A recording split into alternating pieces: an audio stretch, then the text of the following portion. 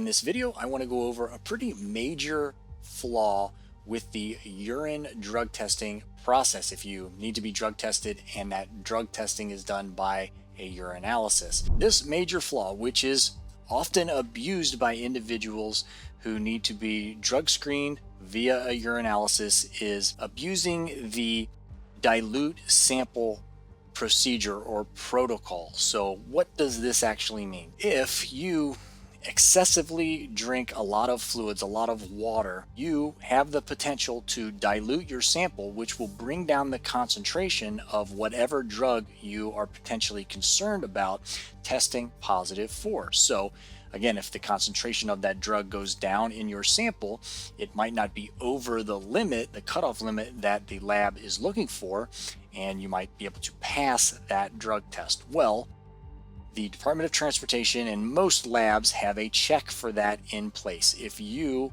are suspected of intentionally diluting your sample, and that's an important distinction to make. You can just be hydrated and drink water throughout the day and your sample be just a little out of range, and it won't trigger the lab to think that you're trying to cheat on the test. But if your sample is significantly dilute, and I will give you exact numbers here from the Department of Transportation, and the Department of Transportation is who a lot of private employers try to mimic as well. So if your specific gravity is between 1.001 and 1.003 and your creatinine levels are between 2 milliliters per deciliter and 20 milliliters per deciliter, that is going to be suspicious. So they're going to consider that you potentially intentionally tried to dilute your sample in order to pass the drug test. If the lab suspects that you're intentionally trying to dilute your sample to bring down the concentration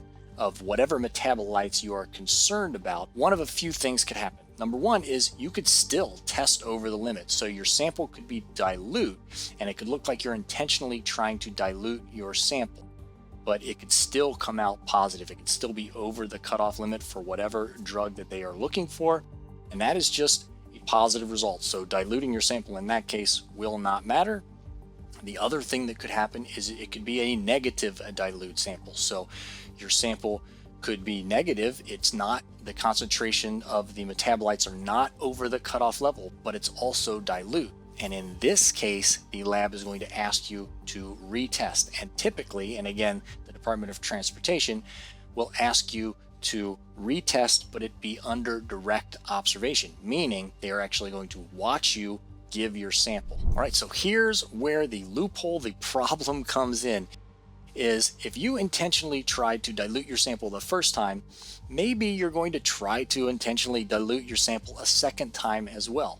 And what happens then? So if you go in and have a retest performed because they were suspecting that you were intentionally trying to dilute your sample, and you intentionally try to dilute your sample again, and the sample comes back and it is a dilute sample, it does not matter that it's a dilute sample in that case. If it's positive, it's positive, and if it's negative, they accept that negative result. So in my opinion, if that information is out there and it's readily available, you can just look it up on the Department of Transportation's website, that this second dilute sample, no matter what the result is, that's going to be the accepted result, and somebody can manipulate this process, then it just makes drug testing using a urinalysis basically invalid. So whether you believe that we should be drug testing or should not be drug testing, I think everybody can agree that if we do drug test, the drug test should be accurate. It should be valid. It shouldn't be the illusion of validity. Well, let's just